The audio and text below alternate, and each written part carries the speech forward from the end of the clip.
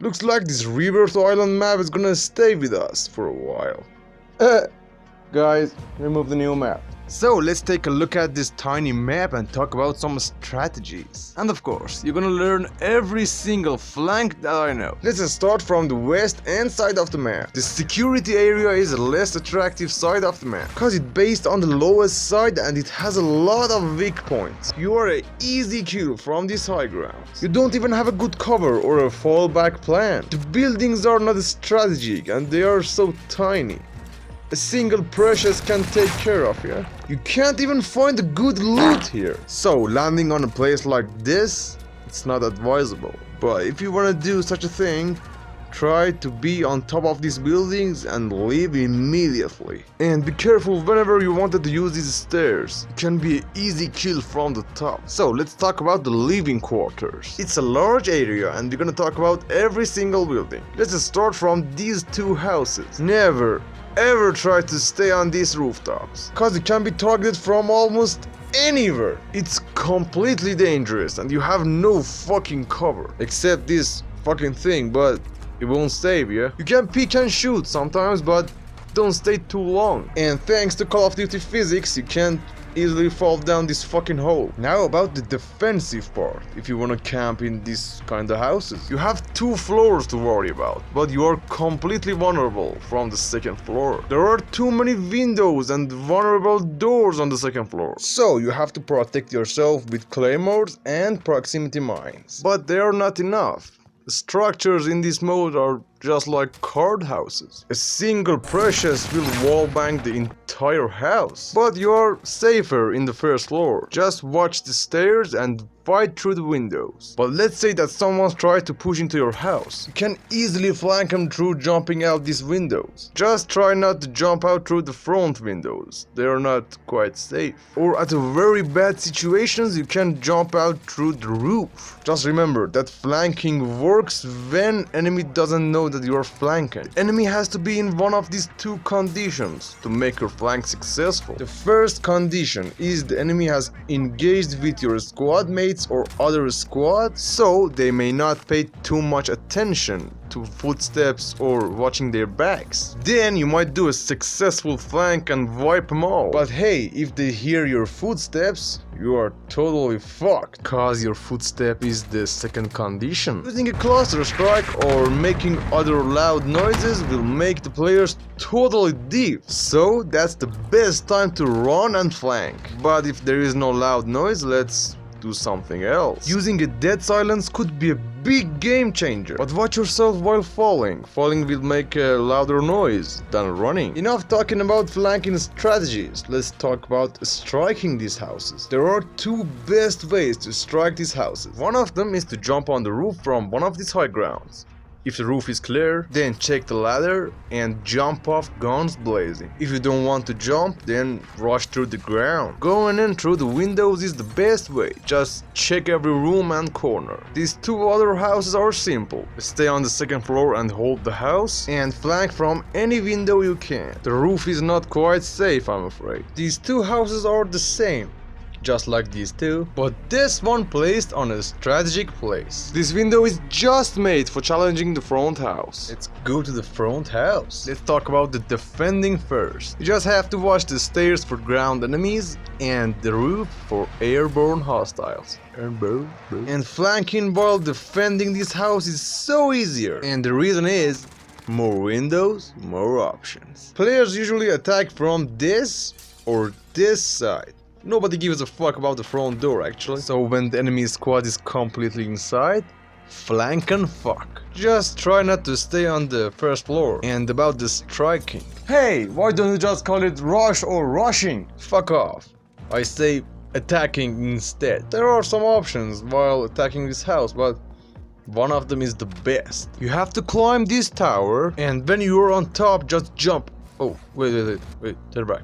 Don't forget to jump on the edge first, then jump off, cause otherwise my plan is screwed. Just aim for the house's rooftop, and land there. Make sure that no enemies are up there. Then aim for the ladder and wait. They might hear your landing or they might not. In 70% of situations, they might not. But always look out for that 30%. Then when you didn't see or hear any suspicious activity, jump down guns blazing and take down the enemies easily.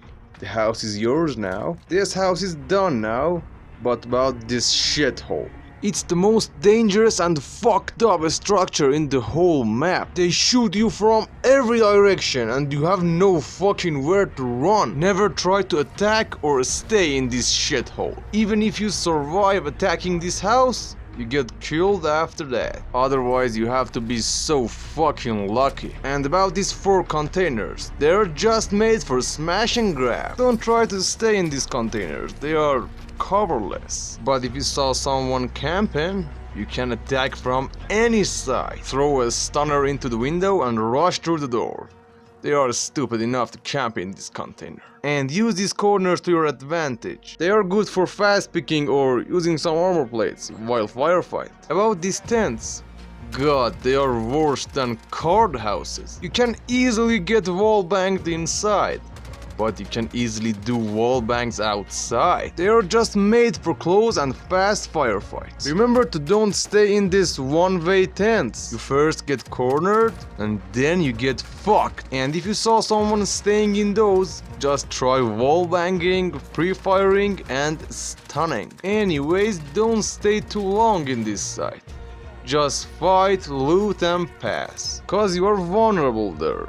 Tents are not good covers and you are on the low ground. I'll talk about the construction site on the next video, but now let's focus on the best location of the map. These 3 buildings are the most strategic ones. First of all, about these 2. Too many windows makes this house a vulnerable spot to stay, but also a strategic spot to fight. These 4 windows are just made for challenging the front house, and these 8 for challenging the lower grounds. You can easily flank the rooftop enemies with these 2 ladders. This ladder is better because it's less expected. You can even access to both roofs from here, but watch out to not be targeted from here and here. You can get to the right house by jumping on this side. You can get in by this window too, but it's a little bit dangerous. This window is just better for challenging. We talked too much about the second floor. Let's talk about the first floor. There is 2 ways to flank the first floor from the top. One is to jump down here and get in through this window, and the other one is jump down here and get in through this window. You can even flank him through this door, but it's less effective. And about this house has 3 floors. The top floor made for challenging this house through this window and challenging the prison blocks roof through these windows. And you can always take care of the shop's view from these 2 windows. The second floor is the most vulnerable side.